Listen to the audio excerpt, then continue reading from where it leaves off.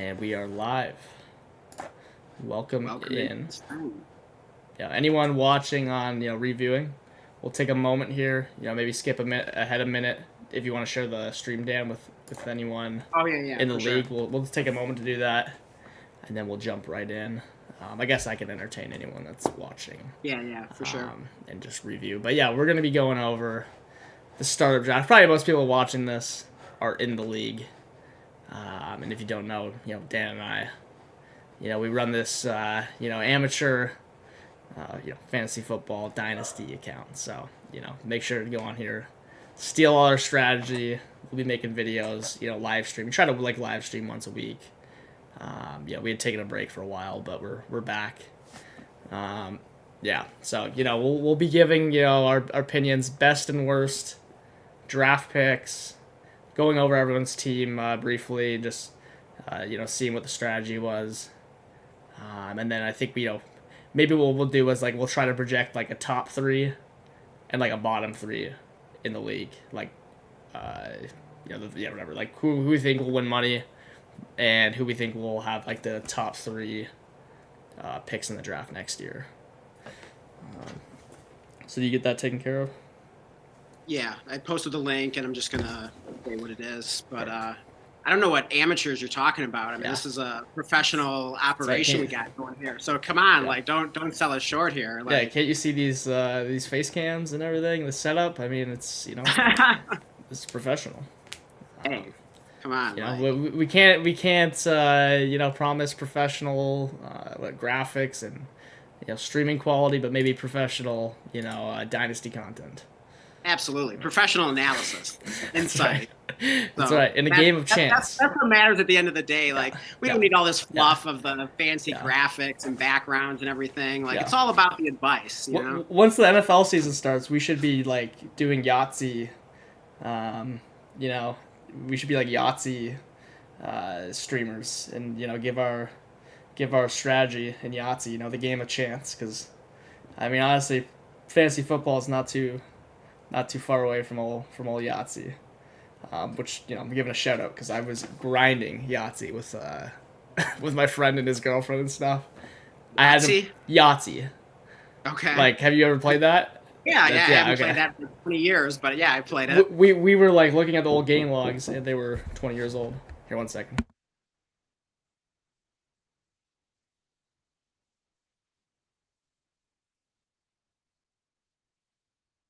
All right. I'll talk here so we don't have some dead air. But yeah, I was just sharing the link in the break room so that our league mates could tune into this. All right, just did that. Yeah. All right.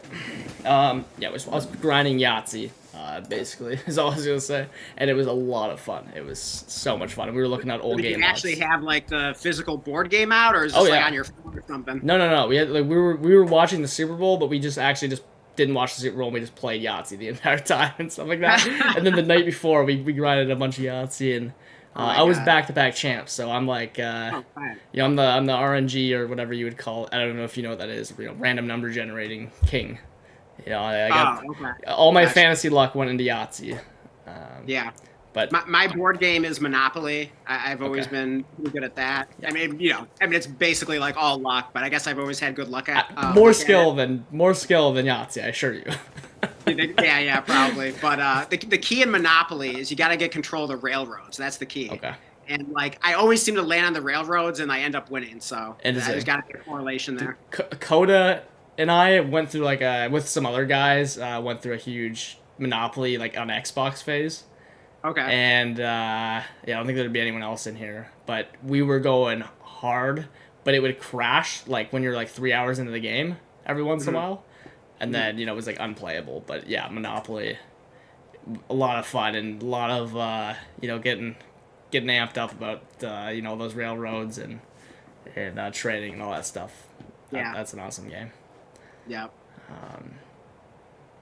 So anyways, we'll enough board game talk. We'll give everyone a chance to come in here.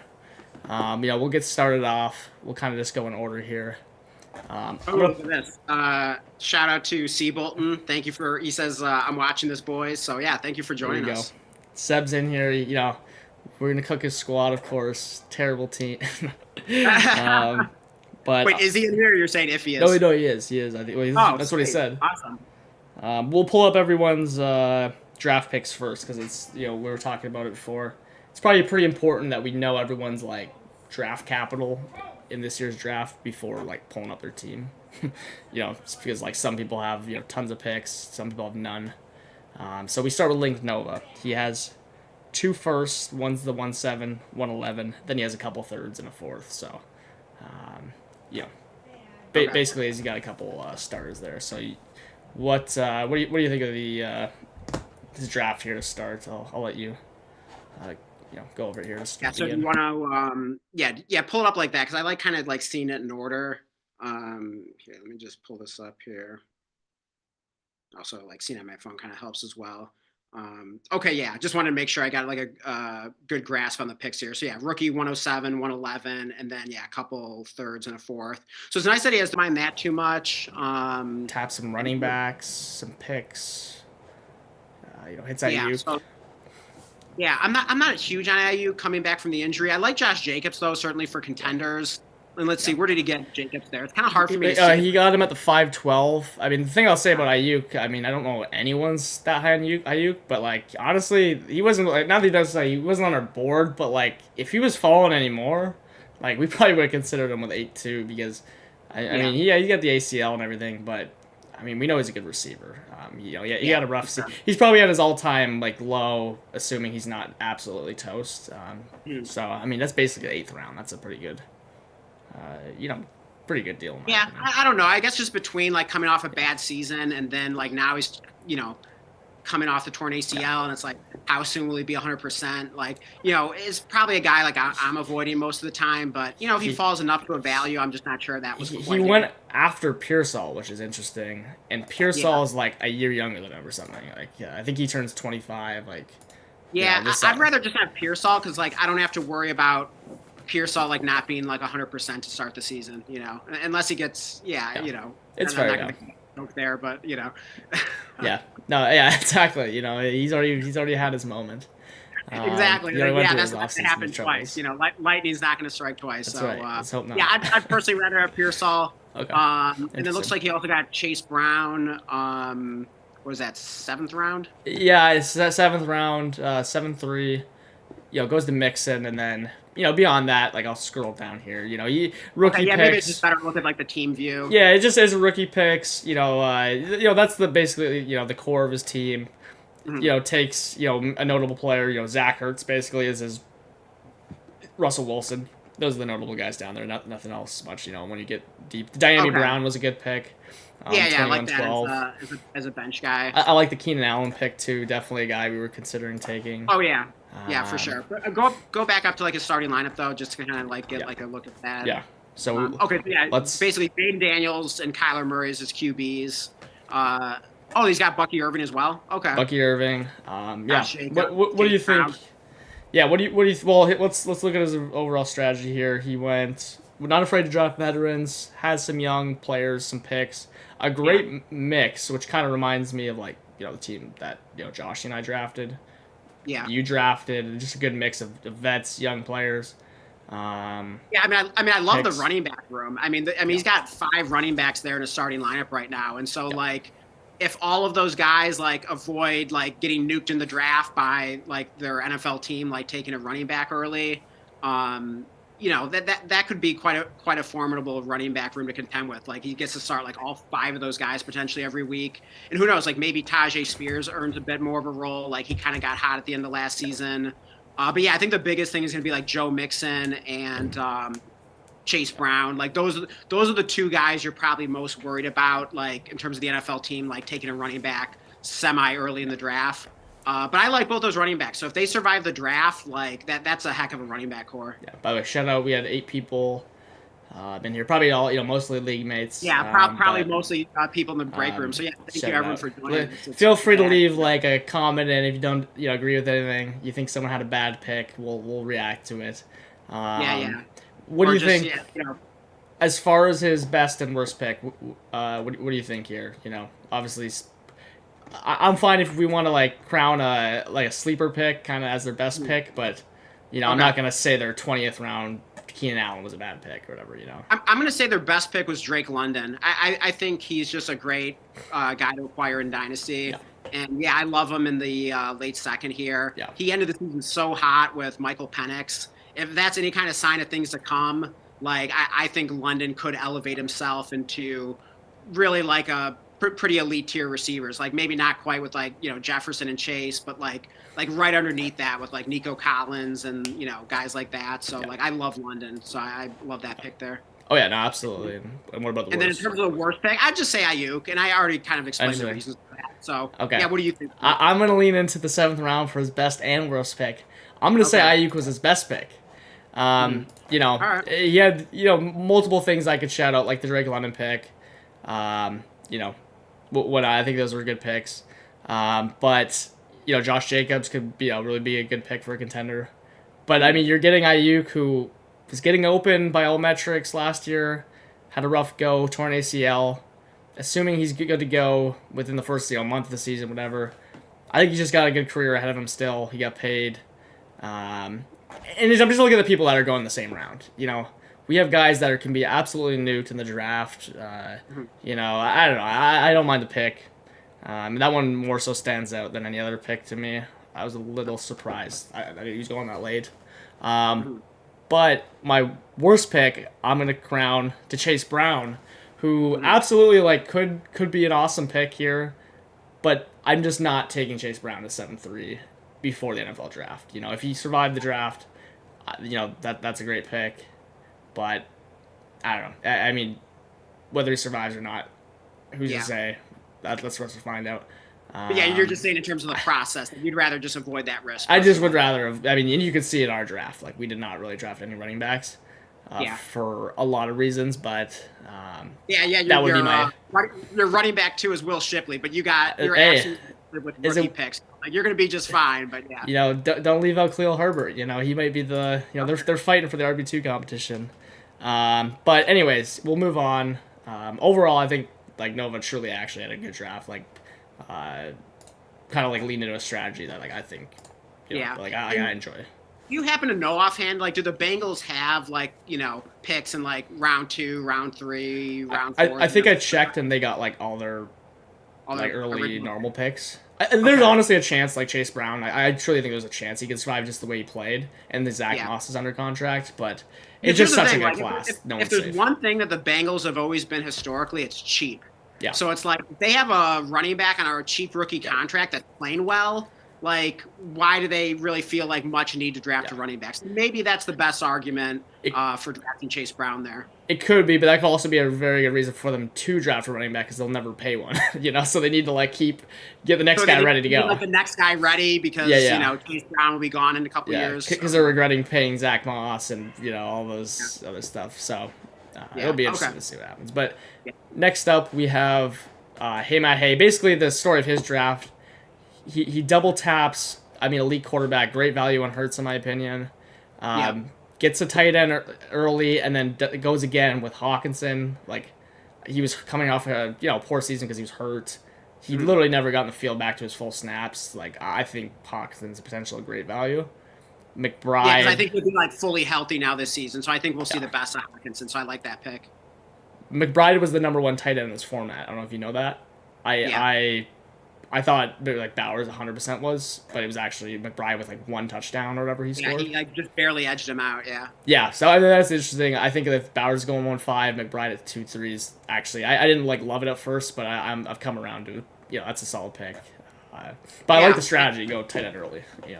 Yeah, for sure. And actually, I definitely was involved in the and how Hey Matt Hayes draft played out here because we did a couple of early trades. So I traded him the pick that he took Hurts with. I also traded him the pick that he took McBride with. So okay. Yeah, I definitely think it was good value on both of those, and certainly I was tempted to take it myself, but it just wasn't quite the strategy I wanted to do, especially with Hurts.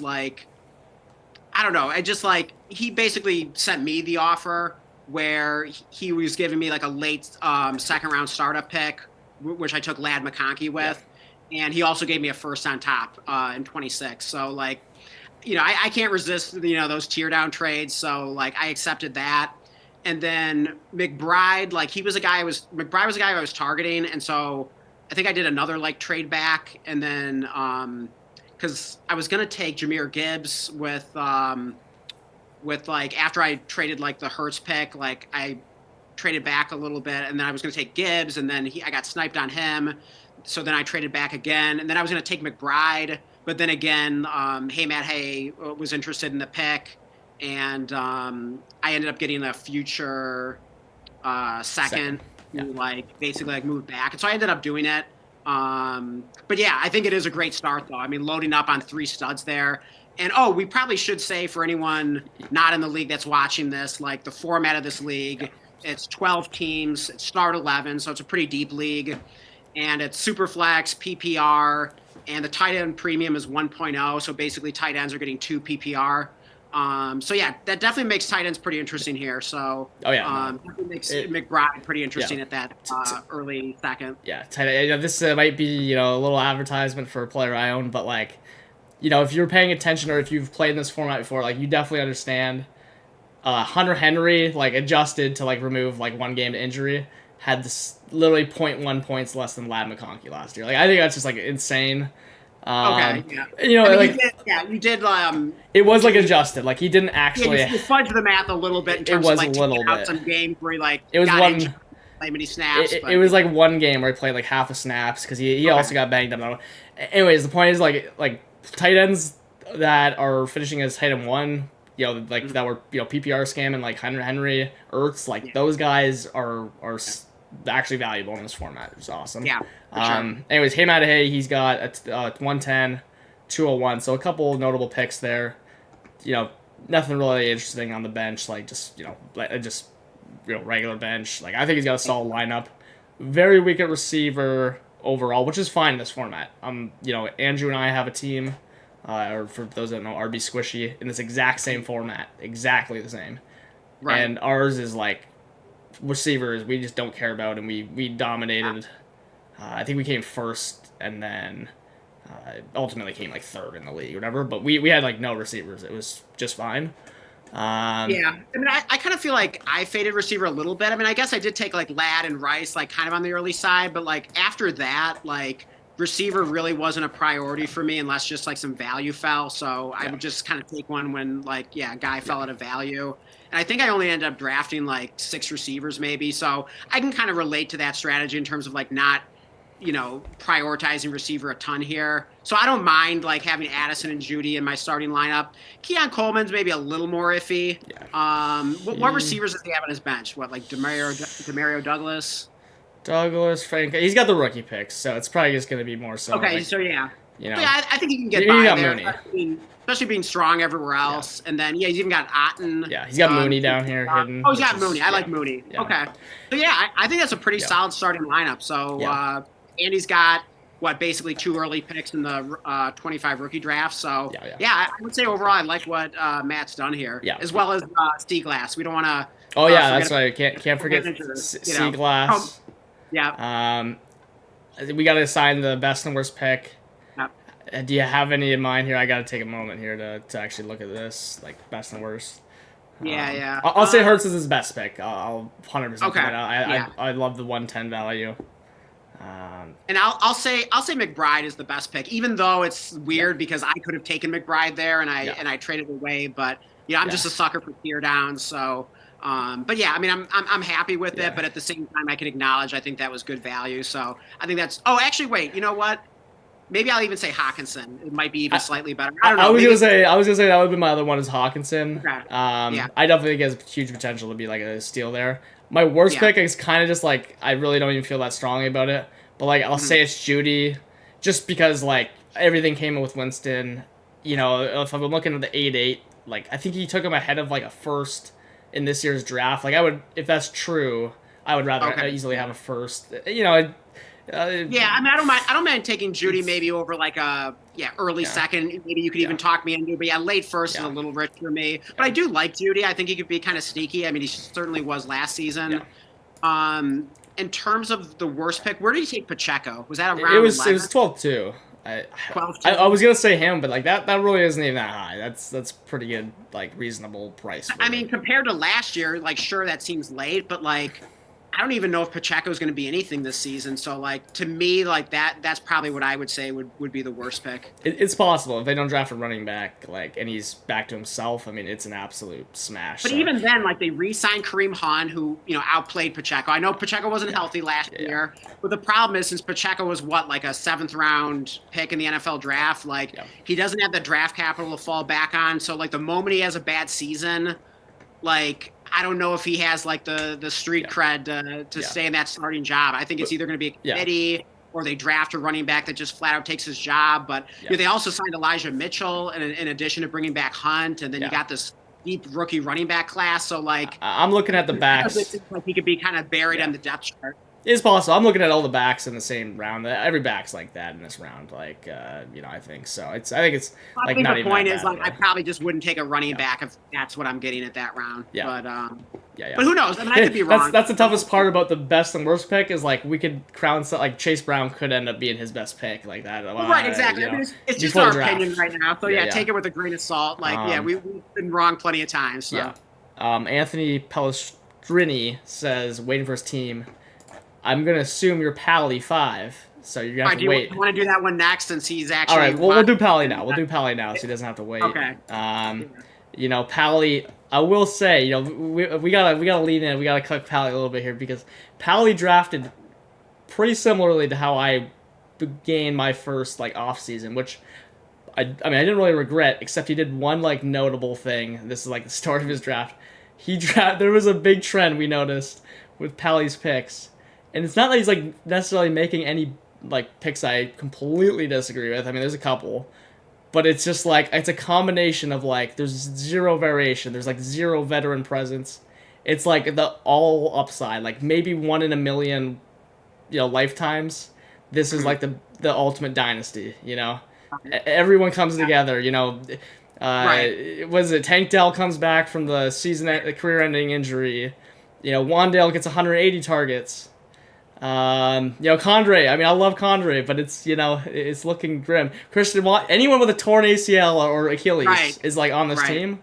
We got Watson. Yeah, basically, like, if everyone gets healthy and like everyone like reaches their potential, like this guy's gonna be running the league. But if that doesn't happen, like it could be the worst team in the league. Exactly. So it's gonna be one extreme or the other. Yeah, I mean, I'm looking at a lot of these players. Like, I've either am still like sort of in, or like was really into them like at some point in their career. Right. But it's like, at this point, I've given up. I mean, especially you look at his bench. It's like all the players that I used to love and be obsessed with, but like haven't been in on for like at least a year, if not more. Yeah, like, I did. Like, I don't even know if like that's the best part is like other than maybe Wandale and maybe Corum, like there might not be a startable player on this bench other than the quarterbacks.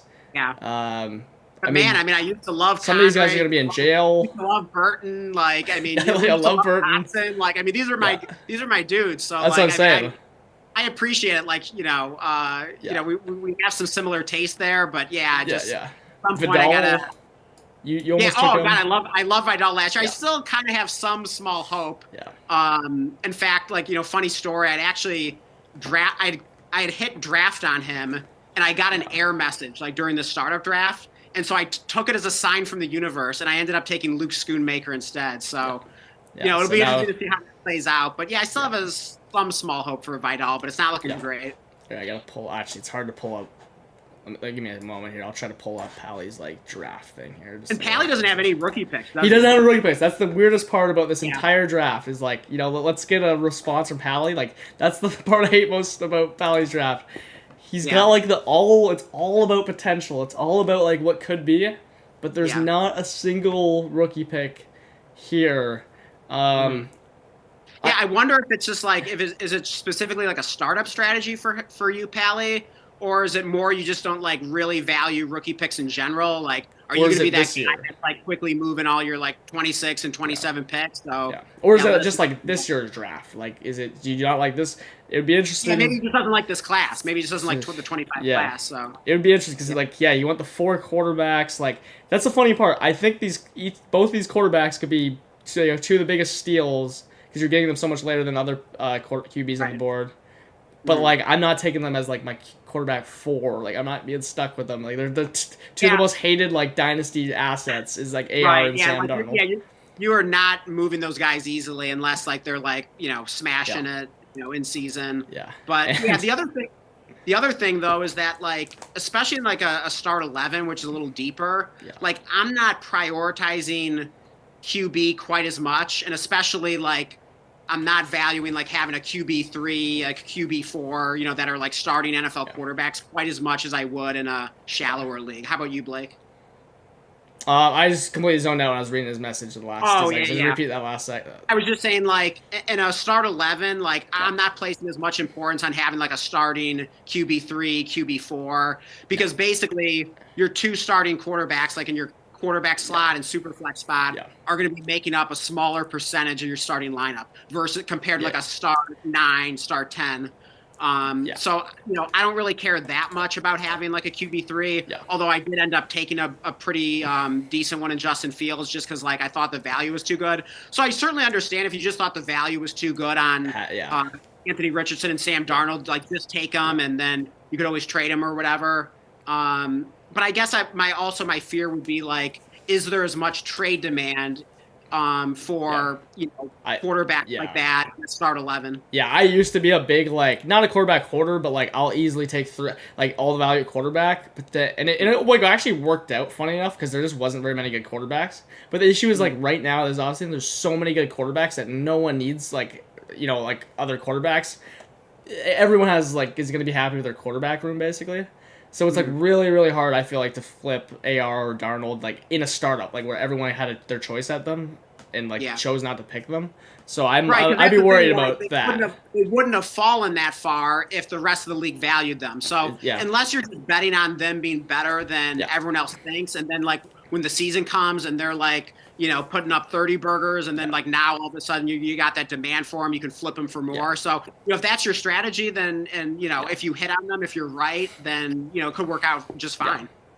Okay, we gotta assign him a best and worst pick, and this is tough for me. There's I have a lot of candidates for Yeah. bad Well, picks. just I real quick, have some for scroll good. up. Let me just see the starting line because I don't know if Yeah, we ever yeah. took a real good look at that. So basically, it's like Caleb Williams and CJ Stroud is the two QBs. Stroud, yeah, Got and then Kyron and ETN as the two starting running yeah, backs. You also got Ramondre in the flex there.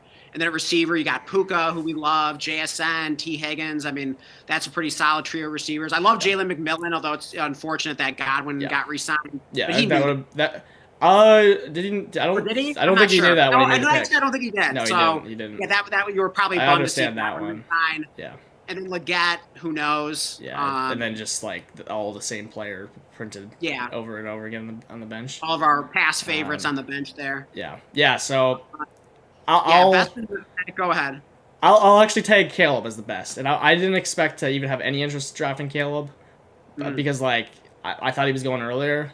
Then yeah, like we had a chance to like take him one pick before, and maybe we could have considered that. And I think he definitely could be like one of the best quarterbacks in Dynasty. I also just thought like quarterbacks down the board there was some I was fine with.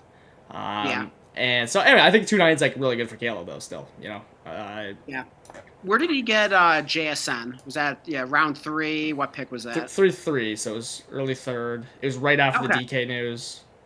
Um, Oh, it was right after. Okay. right after Oh, so DK. right. So he kind of took advantage of the news Yeah, and he took JSN there. So yeah. I mean, that's not a bad value. I mean, go a little bit to the bench. Let me just see if there's anyone there that I'd really like is like in terms of value. Yeah, I guess I'd probably say like or actually wait, Puka, what early second? Yeah, I I took mean, him over Puka's just a rock Amon solid Ra. pick. So Yeah, yeah, I mean, maybe Puka isn't like. I mean, it's hard to say someone taking like the yeah, early second is like best value, yeah. but I think that's just a rock solid pick. So I'd say the Puka pick was probably my favorite in his draft. Okay. Now he said, by the way, the rookie picks went early, all caps, in this draft compared to his others. So that's Oh interesting. I thought they were like, I didn't think they were going like super late or anything, but I thought they were going at like completely reasonable to like market like yeah, other players around them. In fact, I thought like you're always gonna have players going way ahead of like where the rookie pick is, and I often like yeah, found like that was happening, which always will be yeah. the case. But that's interesting. Yeah, but I mean, of course, you and I really value rookie picks, and so That's right. like Yeah. not everyone sees things that way. So it doesn't mean like we're Yeah. right and everyone else is wrong. But yeah, maybe we have a little bias there. But yeah, we just love rookie picks. Tank Dell's my worst pick here. I'm sorry. Okay. I could name like probably a lot of like unfortunately worst picks. I won't give it on McMillan because I completely understand that pick. Yeah, It's got to totally. be Tank Dell. He's not even playing this year. Like I think it was like a good rookie pick again. Like I know that not everyone values it, and I'll actually even tag along and I'll say I'm the biggest CJ Stroud hater out here apparently, and have been Mhm. since like basically Yeah. the start of last season. And I'll tag like the stack that won't be playing together this year as like the worst Oh picks. yeah, I guess he does get the stack for what that's worth. So I don't know, maybe give him a few bonus points for. I'm really, giving him negative points for it because I don't like getting CJ negative Stroud. points for that. All right, fair enough. Yeah, I like Collins, but I don't like Stroud. Yeah, I was burned so bad on Yeah. CJ Stroud last offseason. It was my worst dynasty trade of all time. I'm not even gonna go into the Yeah. details because it's too embarrassing. Yeah. But yeah, that's probably where my mind goes for the worst pick. Although what he did get him in the third though, so It was like a much more reasonable price because like I saw him going like early second in a couple drafts that I wasn't doing, but I saw the boards on this season when the Yeah. ADP updated. Like it's a much more reasonable price. Like I'll give him that. Yeah, and I guess he got Kincaid pretty late, so I guess I can't hate on that one too much. Go down to the Yeah. bench again. Let me show me like the full bench here. Yeah. In terms of the worst pick, The guy that won't pay his rent. yeah, Burton. Like, but he did get him pretty late, Yeah. right? What? Yeah, 20th the, round. what, massage That man. bad. I mean, I don't know. Watson might be the worst one. Yeah, Christian Watson, but again, he got him pretty late. What round was that? At 24th, come on. Jacob Cowing was there or something, Oh, Dotson. I'm sorry. I yeah. thought you said Watson. No, Watson, yeah. Yeah, I mean, I guess it's hard to trash those picks too much, like with how late they are. In terms of the worst pick, I'll say T. Higgins, Okay. which might be surprising, but like the thing, he was awesome last season, Yeah. but like he's been a frustrating player to own in general, just over his career. And I worry that like now that he's like, well, I guess he's signed the franchise tag, right? So, Yeah, I have a feeling like maybe he's like not going to be like too happy with that. Yeah. And I don't know, is he forced to like kind of be on his best behavior and everything and like play through injuries because like I guess he's technically in a contract year again. But I guess T. Higgins is a guy I just don't trust, so it's like I don't really want to pay the price for him with his value high after he just had a really good season. I would rather sell him rather than buy him now. I'd rather like buy T. Higgins when he's like banged up, like in season, and like the manager's frustrated with him. So that's just kind of my philosophy. But T. Higgins does make me a little nervous, just kind of in general. No, yeah, I can agree with all that. By the way, we got to start going quicker because everyone's getting anxious here. Okay, yeah. And Andrew's asking to be next, and also Jacob, who must be, I don't even know how to J Lamoff or something. I haven't figured out. I haven't looked close enough at his name. But we're doing, you guys. So let's see the story. We always know what the story of Andrew's team is going to be. Tight ends. Tight ends. It's tight ends. Although you didn't even go as tight end heavy as I thought, but like you knew Bowers was coming. Yeah. I think we got him a couple times. Me and Joshy, we just like the same tight ends. Honestly, my plan was not even to draft Njoku and those guys, but we ended up just kind of getting in front of Andrew a couple times. So of course he had to go Kraft. I know he wanted Likely, but Likely went like extremely early. Yeah, he went before Andrews, which was a little surprising. So anyways, Andrews. I'm looking at his team. He's basically got a nice balance from all teams. Or every position. You know what I mean? There's really not a spot he's weak at. He has, I believe. Let me pull it I'll up. look at his rookie picks really quick. Yeah, you pull it up. He's got the 1-8. I already know he's thinking Tyler Warren at 1-8. Yeah. That's no surprise. He's got the 2-5, and he's looking for Harold Fan in that one. So there's actually, 2-4 it looks like. 2-4. That's right. There you go. Because Oh, Fannin won't make it to 2-5, so we already know. Right. Yeah, I'm sure he would love Loveland to fall there, but that's probably not. Oh yeah, well, I mean, hey, but even better, Loveland, is and then he probably has a couple fourths. Loveland won't fall there, but then he's got late third, couple late four. So it's all tight ends in mind.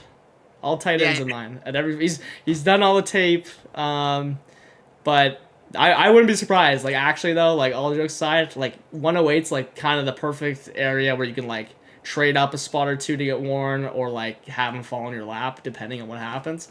1,000,000%, you don't have to confirm Andrew.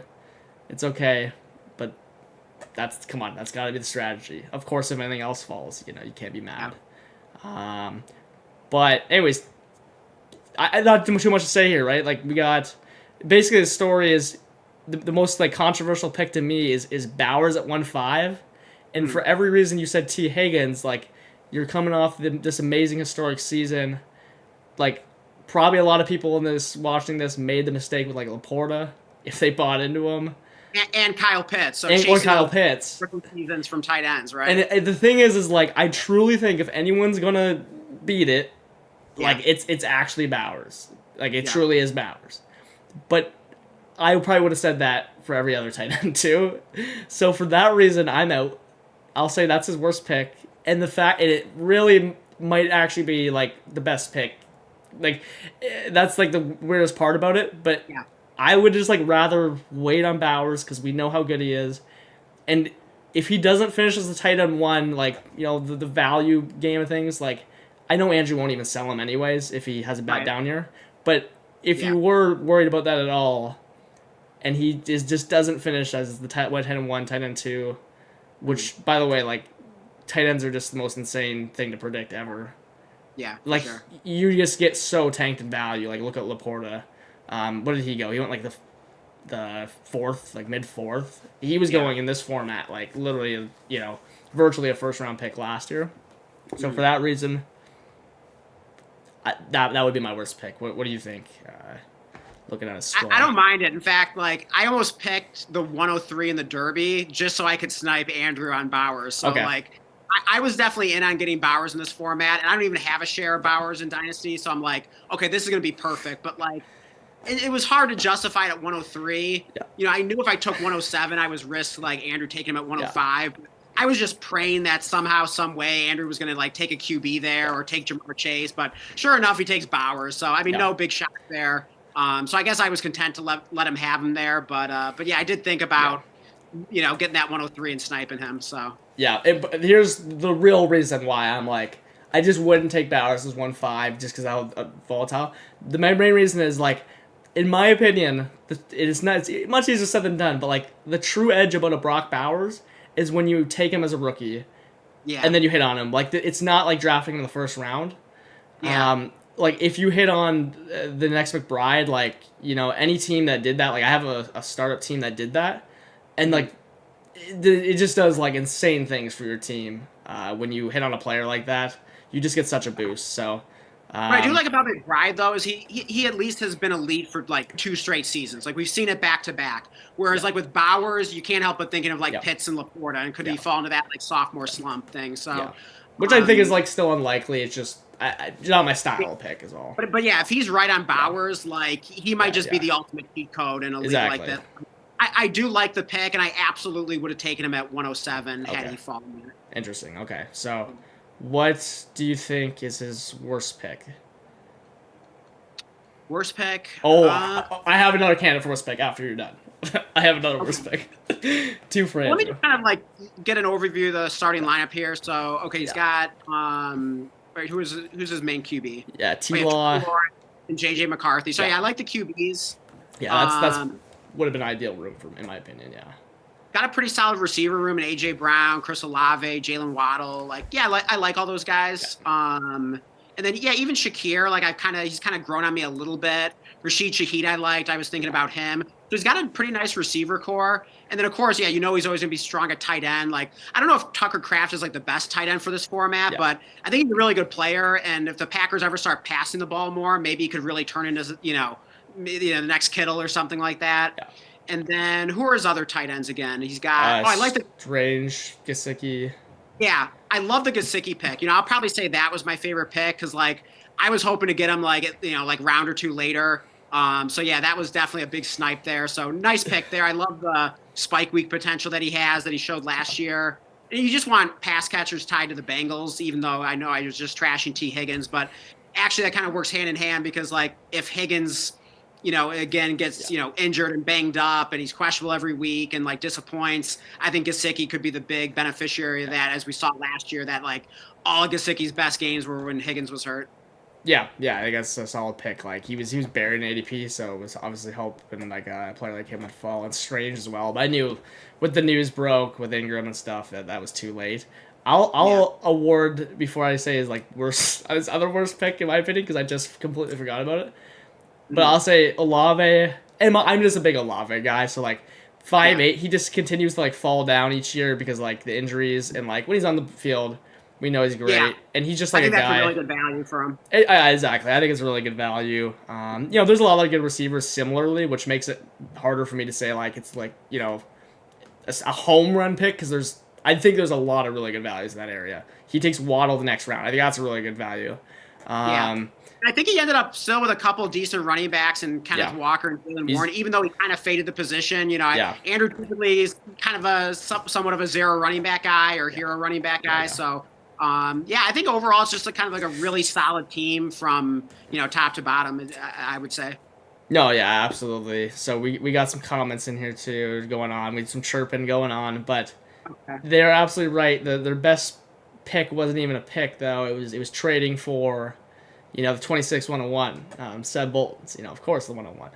Um, but that was, insane trade. And Wait, then I'm sorry. Wait. Whose first did he get in 26? he got Seb Bolton's in that Oh, crazy okay. Yeah, deal. yeah, of course, yeah. Um, So but yeah, it's either the then, 101 or the 112. So yeah, yeah, to be determined. Jacobs his co is giving, some pushback, saying his rookie year was significantly better than Laporta and Pitts, which is fair, which is exactly what I'm saying. Like, Yeah, I actually don't, like I completely understand the pick, not my style is all.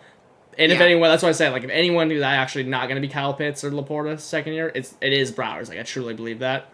I'm just yeah, not taking him there. But my other bad pick, Khalil Shakir. Like it's just not even that. Like I don't like him. He's got the contract. Blah blah blah. I'm just like looking at the receivers below him, and like I just don't even know if there's a difference between him and what was it, like Christian Kirk. Like what is that like 6 rounds later? yeah, And then Juwan Jennings is like going again.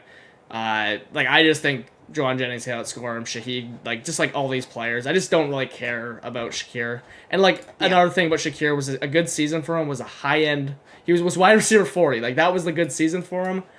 mhm, If I really wanted a receiver that was going to be wide receiver 40, I'd go to Pally's draft and I'd go get Wan'Dale Robinson who had the same amount of points. So I get, I know that Shakir will probably finish higher than Wan'Dale, blah blah blah. That's what I'm saying. yeah. I'm out on the Shakir price. Like I'm not touching him at all, personally. Here's I think is the kind of the case for taking Khalil Shakir is could he have like a Stephon Diggs kind of career? Because if you remember, of course, you're a Vikings fan. Like Stephon Diggs was like really good, like early for the Vikings, but like he was never like a top fantasy receiver. Like he wasn't like a wide receiver one. Not even sure if he was really like a wide receiver two, other than maybe like one season, like a few years in. But like Stephon Diggs was also, I mean, where was he drafted in the NFL draft? Like The fifth fifth, round, I yeah. think. Yeah. And so isn't that a round where like Khalil Shakir was taken? So it's like, Yeah, you think he was a fifth rounder? so yeah. So like think about it. Like Stephon Diggs, he showed flashes early. He was like a good pick for a fifth rounder. But it wasn't until like it took him a few years to Yeah, really elevate into like that yeah. stud, wide receiver one. So like, what if Khalil Shakir has that same kind of like I career arc? I Now, can't picture that at all. I mean, who's to say? Who's to Is say? anyone changing their alias on internet to Shakir 2663? Is anyone doing that? Hey, After not Diggs' yet, but rookie hey, season. I bet you didn't do that like No, 3 years into Diggs' career. no, I did it after his rookie season. Like I would Oh, like Diggs was like I'm telling you, Diggs was you an can just absolute tell he was steal. special. No, Diggs was truly special after his rookie year. I mean, he didn't get off to the hot start of the first couple weeks, but like, Mm. I mean, he was like by mid season, he was just like waiver wire pickup like in fantasy, like you just nuts. Diggs was special. Like, I don't want to hear any comps to Khalil All right, all Shakir. right. Hey, They are I'm not the not saying same. that Shakir is going to be the next Stephon Diggs, but all I'm saying is like I see some similarities, and like Shakir has gotten better every season, and what if that just keeps going? So I'm just saying, like I think there is a case. Here's my final pushback on anything that you said because hey, I can agree. Getting better makes sense. The Bills just scored a record amount of touchdowns. He was the wide receiver one.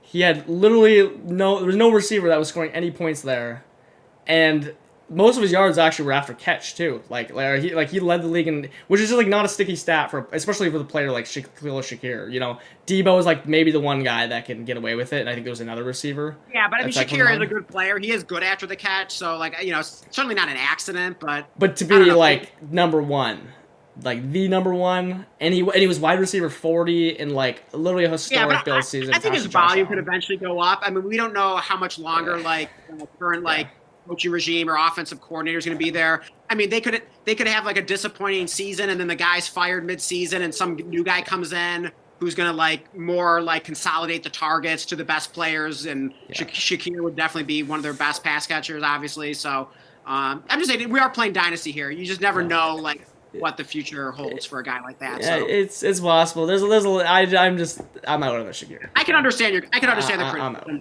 I'm just presenting the other side. Yeah, there's like a few players that are just like, when I think about them, I'm just like, I don't see anything. Like, and like Shakir is like literally one of those like few players that I'm just like. Well, I did get a share of Shakir lately, so I've had to think about like justifying that that trade. That's right. Yeah, when you own one. So all of a sudden I love Shakir a lot more now because I have a share. So that's right. Maybe a little biased. All right, enough Shakir. Let's move on to Seb Bolton. Basically, you can sum up his draft. He traded up like crazy. He actually did get rookie picks, which I liked, starting with 209, and he just kind of got some throughout the draft, maybe 5 or 6 of them. But his starting lineup is basically solid until, we don't know what Mims is. He was flashing at the end of the year. But if his players are healthy, he's, absolutely one of the most lethal teams in here. If, Tyreek's staying in there. But if he gets any injuries, things could start to get grim. He's got a couple players that are flexible, like Oyosavas and Dobbs have had their moments. Conklin, if he gets with a team, is good in this premium.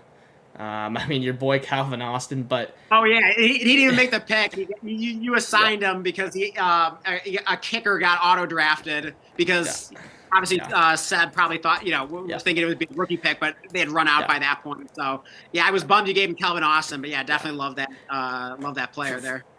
Also forgot because Jacob's saying it sounds like I'm toasting Andrew's team. I'll say I think Andrew has one of the best teams in the league because I think it's very fair. I also think when I was going this draft, I don't even know if I said Olave was the best pick, but literally my picture perfect quarterback room would have been Lawrence and McCarthy, Lawrence and Penix, Lawrence and Dak or something. So I love that. Anyways, I just want to say I actually think their team is really solid. I think it'll probably, and they have future capital next year and a pick this year. So I think. Unfortunately, I think Andrew just got one of the better teams in the league coming up. I do think that Andrew and Jay Lamoff got Seb Bolton pretty good in one of those trades early in the draft where he got that 26 first. But I mean, I believe Seb's new to Dynasty, so you'll live and learn with that, and we'll see how it works out. We could be wrong, but I think it was a nice get for Andrew there. Yeah, no, for sure. Seb basically is just, in win now mode. He's probably the only team like that. We'll see if he's the only team like that comes to mind that's full on. I think Colossal doesn't have his first next. No. It's Matt Hay doesn't have his first next year and second. But does Seb Bolton's team remind you a little bit of Doc Vader and the D-Gens League? Yeah, that's what I mean. It's pretty similar. It's managers. Yeah. It could be new dynasty manager. He might not be making the smartest dynasty picks, but he has a good team.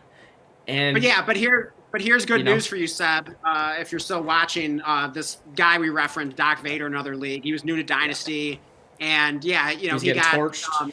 You got trashed in the league chat for making a bad trade. Actually, one with me where everyone thought I fleeced him. Well, he actually ended up fleecing me. So, and Doc Vader actually won the league in large part thanks to the trade that he made with me. Basically, I got the 101 from him, and I gave him Baker Mayfield and 2 late firsts. Well, with those 2 late firsts, he drafted Brian Thomas and Bo Nix on top of getting Baker Mayfield in the deal. So that sprung him to the championship. So, who knows? Maybe the same happens to you. Good lesson. We know nothing in the offseason. We know less. Exactly. Maybe Khalil Shakir is a wide receiver one after all. Maybe he's the next Diggs. But Anyways, yeah, Seb, there's just not too much to say. He's going to be a contender. He's got a good team. I like that he got picks. Oh, yeah, I guess we got Yeah, to give him best and what worst. was our best and worst pick for him? I'll actually say, in the spirit of the anti-Bowers, like, I'll flip the switch here. I'll say, like, Laporta is the best pick because, like, he Okay. started to heat up rest of the season. Um, and if he's doing anything like that, or anything resembling his first season, like, now he's at a reasonable price. He's in the fourth round. Mhm. Um, and look, if he improves, I mean, similar to Bowers, like, that's like 1.5 value. That's a lot of value there. Yeah. So I'll call that the best pick. Yeah. I think for my best pick, I might say George Kittle. I mean, I could Yeah, see how it'd be a controversial pick because he did reach down like pretty far to get him. yeah, But like in this format, like I think it made a lot of sense. And we know that like with tight ends, like they're good when they're old. I mean, they can yeah, be good for a long time. So like, okay, he's 31. I don't know when he turns 32, but like he could easily be like really damn good for like another like 3, 4 years, like pretty easily. And if he's giving anything close to the kind of production he did last year for another 3, 4 years, I think you're going to be very happy with that pick, especially if it helps you win a yeah, championship, which it certainly could. So, yeah, I'll give you a stamp of approval on that pick, even yeah, though maybe you might have been like a little nervous reaching down that far. Like I probably would have been, but yeah. I think you'll be happy with it. Yeah, no, I do feel the same way with that pick. Like, Yeah. that could be just one where higher than you may, feel comfortable with. But Yeah. I mean, if the way he's been playing, producing. Yeah. Worst pick. I don't know. It's funny. I don't actually even really see necessarily like a terrible pick here. Yeah. I guess I I'll mean, just give it to Mims because like you could have got a starter that yeah. like I felt good about, and like I just am not like in the Mims train. Yeah. I'd probably agree with that, but go to the bench real quick. Let me just see if there's anything that like stands out there in Bunch of terms just a bunch of kickers. Basically yeah, unless you not hated a ton there. Dobbs at really late, like Yeah. there's really And where do we get Tyreek Hill? I guess that was fairly late, so I can't really yeah, trash that. Um, I really yeah, I don't think there's any. I mean, it's hard to really find like a really bad one, and other than just like some like yeah, really late pick where it's just like who even cares. yeah. Oh, what about Brian Robinson, 11th round? I'll say that's the worst pick. Yeah, I could see that. I think he actually has a chance to survive just when I was looking at their team Oh, outlook. okay. But I think free agency could shake that up because they did address a ton of they had a huge free agency, so they might kind of Yeah, put them back in the category to splurge on a yeah, running back.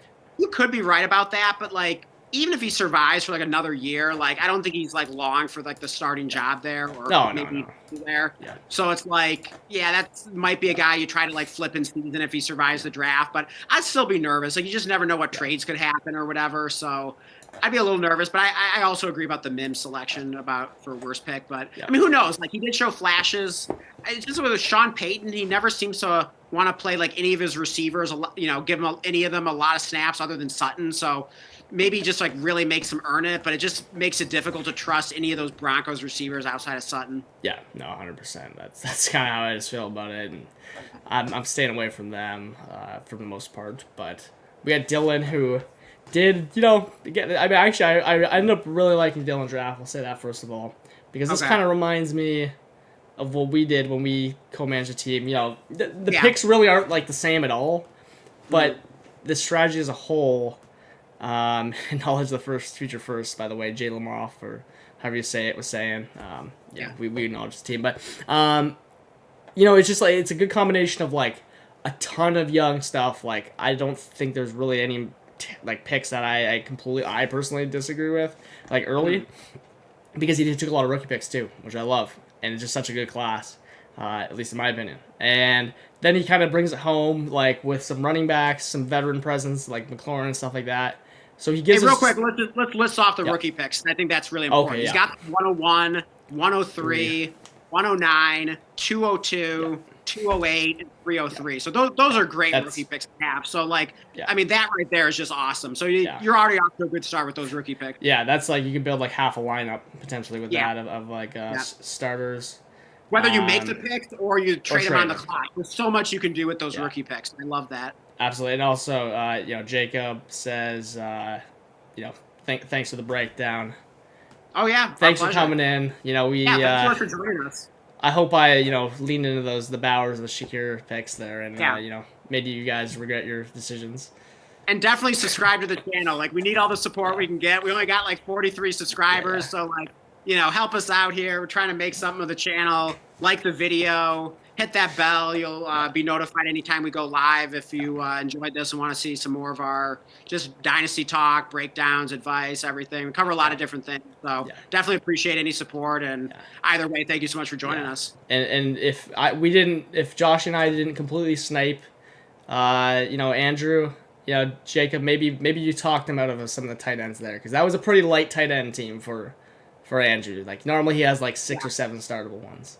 Yeah, so maybe it was good for Andrew to have like a co-manager to kind of like, talk him down a little bit, kind of get a little more balance. So I think that worked out pretty nicely for them. Yeah. So back to Dylan. Anyways, I really liked his like strategies, because this is something that reminds me of like what I would do.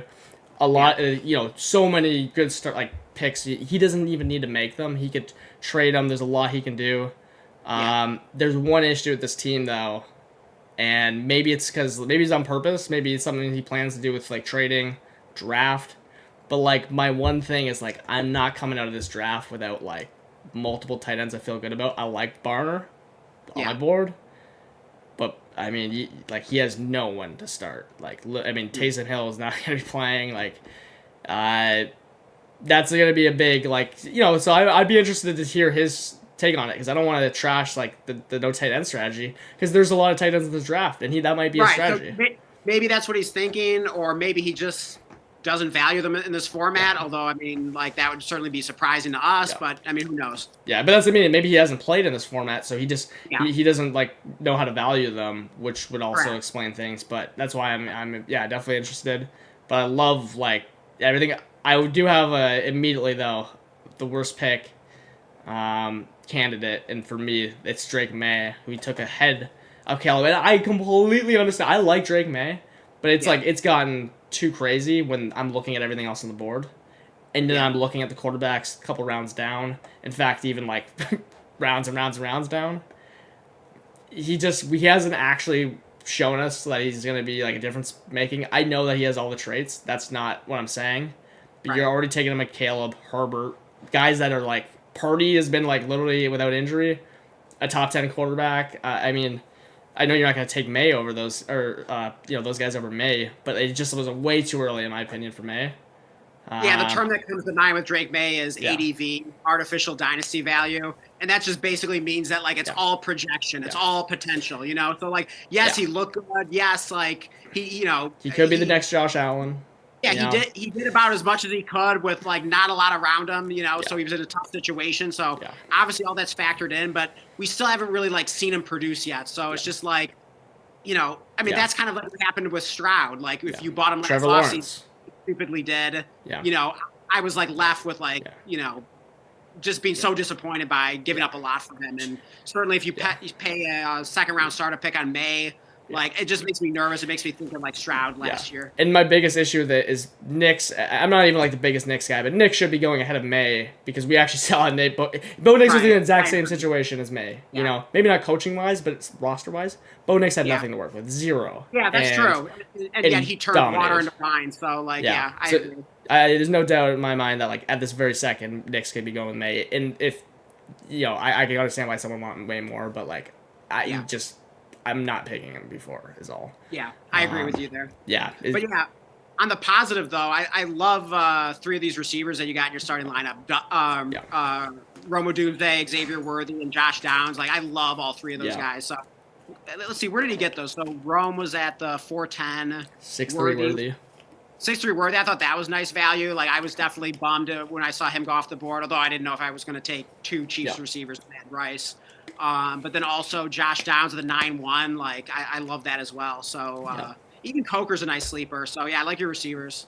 Yeah, I will crown Downs as actually the best pick. We had him on the board. I actually was really talking Joshy out of it, because there was just other stuff I wanted to pick. In Njoku, we took that round.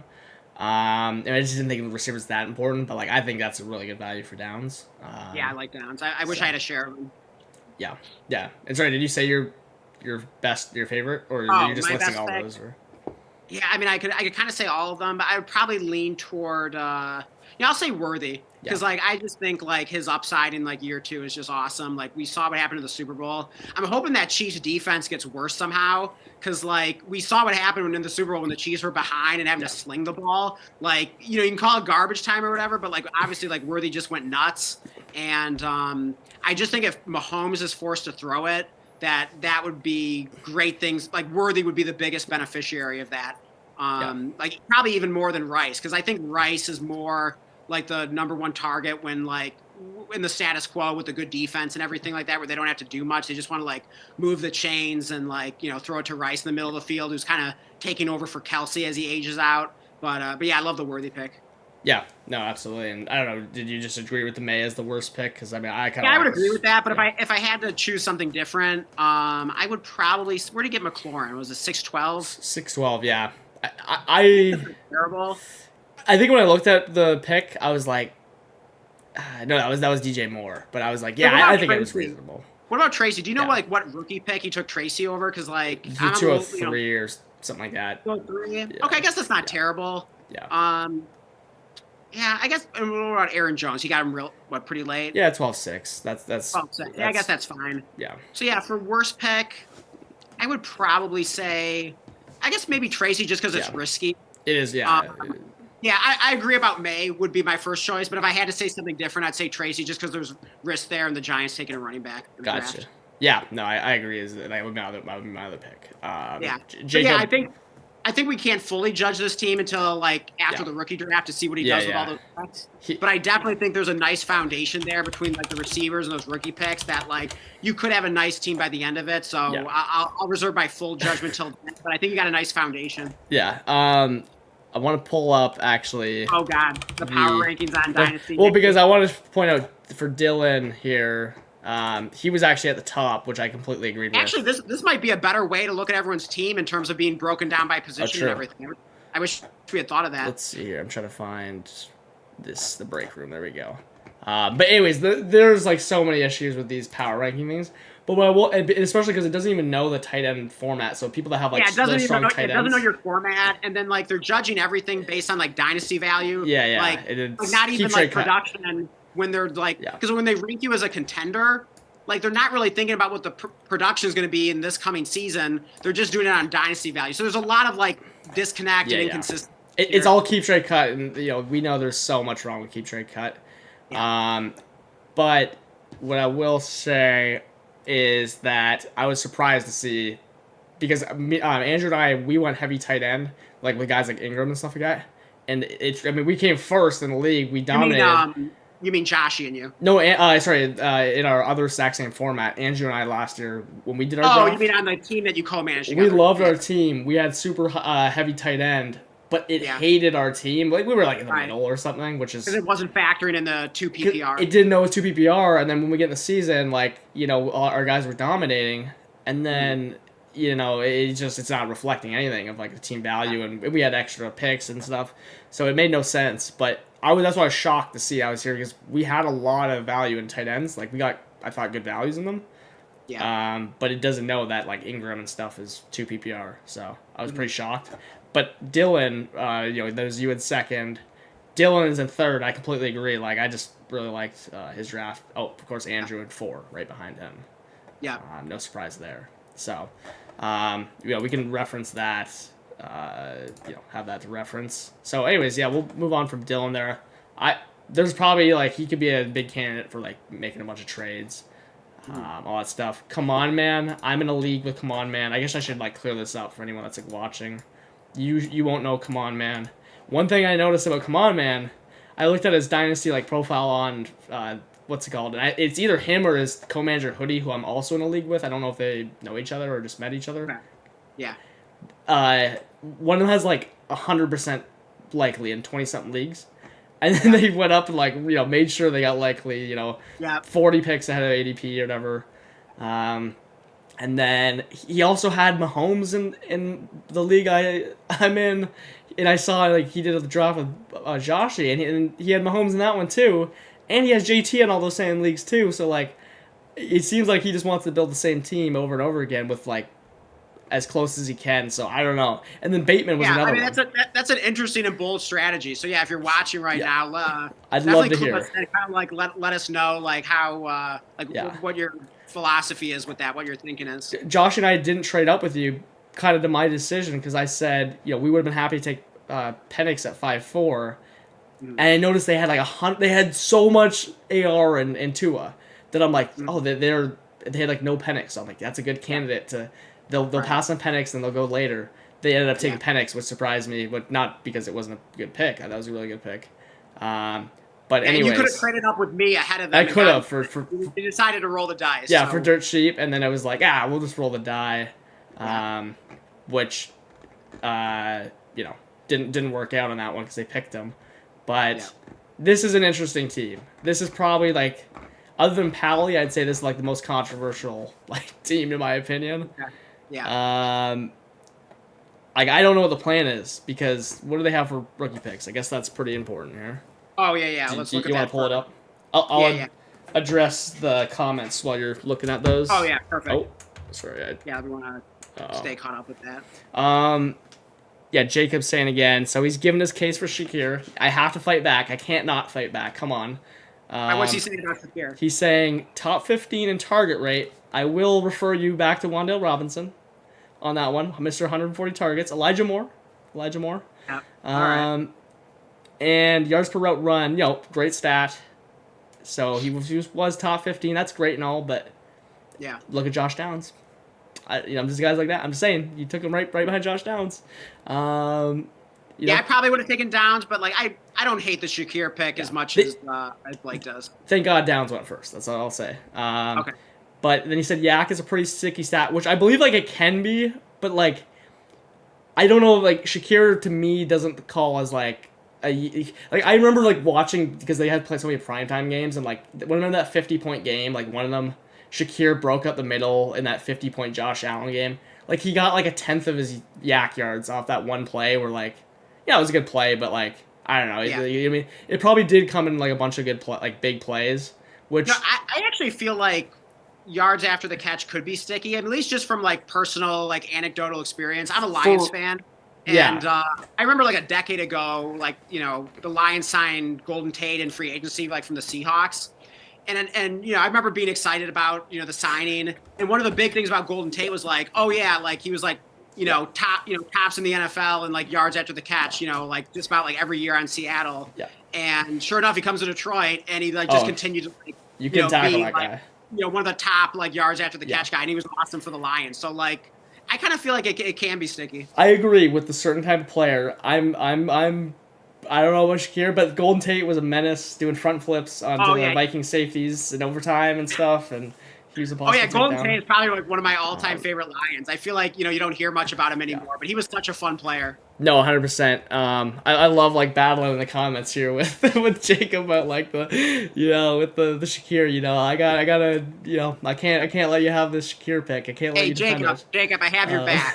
Don't listen to Blake. Yeah. I love the Shakir pick. I love it. No, he said it's a good breakdown. Got to fight back. I can't see what the one thing, but he's got to like fight back on Shakir. It basically says so. I just gotta defend Shakir. Yeah, I appreciate it. I gotta attack Shakir with every inch possible. I can't give you an inch on that.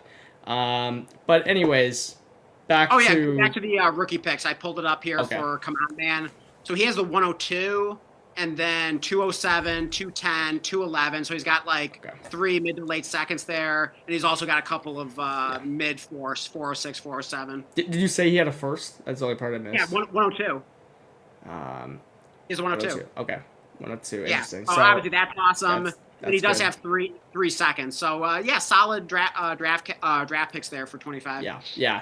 My this is a pretty controversial team because he does have picks. That's good. Or this is co-managing, so they have picks. But like I'm looking at the start 11, and I'm just like, Pearsall, we can project him as a starter, but we have like Likely in such a big format. Yeah. They don't have any tight ends. It's just Likely and Eric All who's not playing. Yeah, that makes me nervous. And then it's like, so you're really behind the 8 ball on tight end. They could draft again. They could draft, but like there's only so many tight ends you can draft for. They're gonna be hard to trade for. And then plus like, how long does it take for these rookie tight ends to Yeah. develop? A lot of times it ends up Uh, being slow. like you took Likely over Andrews, which I'm assuming one of these guys are Ravens, 100%. So maybe they have the insider info, but Yeah. like as of right now, Likely is the backup tight end. So or whatever 1B, let's call him. Yeah. And who knows when he's gonna be 1A? He will hopefully eventually. I can only assume, sooner than later. But Yeah, I wonder it when was a Andrew's contract is up. Maybe I'll look that up. But like, I think yeah. they want to re-sign him, but that'll be interesting to see. Likely's might be up be first, and I mean, he could be a Yeah. re-sign candidate, but he also Yeah. might want to go start somewhere. Now, Bateman, Algier, Mason actually ended up being a good pick because he just Yeah, got that, traded to that the worked out Vikings. real nice with he just got traded to the Vikings today, so that's a great landing That spot. is a great landing spot, so that might have worked out well. But Bateman's, on a desperation flex. Same with Algier, like, Yeah. you know, I mean, honestly, you can't even flex Algier unless Bijan is hurt. pretty much, yeah. So it's a tough like. This and then they took a quarterback 3 early when they so I'm not really sure what the plan is here, to be completely honest. Yeah. I could see them going both ways. I love the Gibbs pick though, not just because I'm a Lions fan, but yeah. I really do think it was a good pick, and I was crushed when you took him. So nice pick on that one.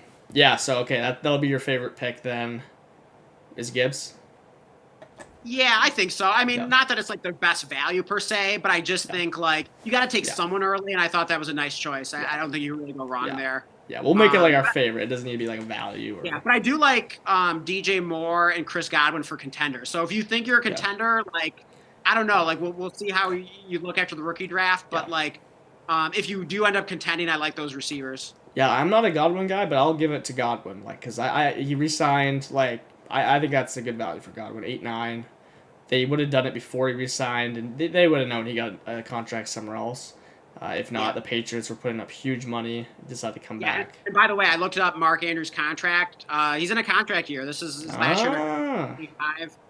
25. So yeah, that'll be interesting to see. Like, I mean, could they trade him to like get something for him if they don't plan on paying him, or are they going to re-sign him to like a 4 or 5 year contract extension? Like, it really could go either way. I mean, maybe one of you is a Ravens fan and has a lot more insight on this than we do, and maybe we look like the idiots here, like not really knowing what's going on on the inside there in Baltimore. But it will be interesting to see. But if you have any insight, please share it with us because we'd love to know. Yeah, absolutely. I'll say though, on the as you're talking about the Ravens tight ends, I'll say Likely, contract year or not, I'll say he's the worst pick because you can't start him.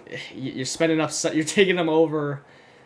And again, maybe they're just like 1,000 IQ and they just know he's just better. Like he's gonna be better down the road for Andrews, which is completely like fine. I'm just saying for like this year, it's really all I care about. Like the next couple of years, I don't care about 8 years down the road. We'll figure that out. So I think Likely just was like a complete shocker. Like I couldn't believe how early he went for not being startable. Where do you get Mahomes? I think he got like a little bit of a discount. He did get a discount, Mahomes. Like that's. So where did you get him? 2-4. If anyone took it in the first, they'd automatically be my worst pick. But 2-4 is reasonable. I won't give anyone a hard time for that. That's completely fair. Yeah, I mean, honestly, I still don't love it because like you can get such value at QB like later. It's like, why even like risk it on Mahomes when you can just like load up on like a receiver, a tight end, like a stud running back. So like, I personally still don't like the Mahomes pick. I know it's a discount based on where you normally get them, but I'll still say that's the worst pick because like, just give me that range in like the 4th round onward of like, Trevor Lawrence, JJ McCarthy, Penix, Jared Goff, Dak Prescott, Baker Mayfield. Like I would just rather have those guys. Like I don't know if they're going to get that much of a difference in production. Like I think with Mahomes, you're just getting the security of like he's always going to be like a good NFL quarterback, at least decent in fantasy. Maybe he returns to that upside at some point. I mean, obviously, like I'm believing in Rice and Worthy. So like I don't know, maybe like that's not all adding up. You know what I mean? Like maybe if I believe in Rice and Worthy,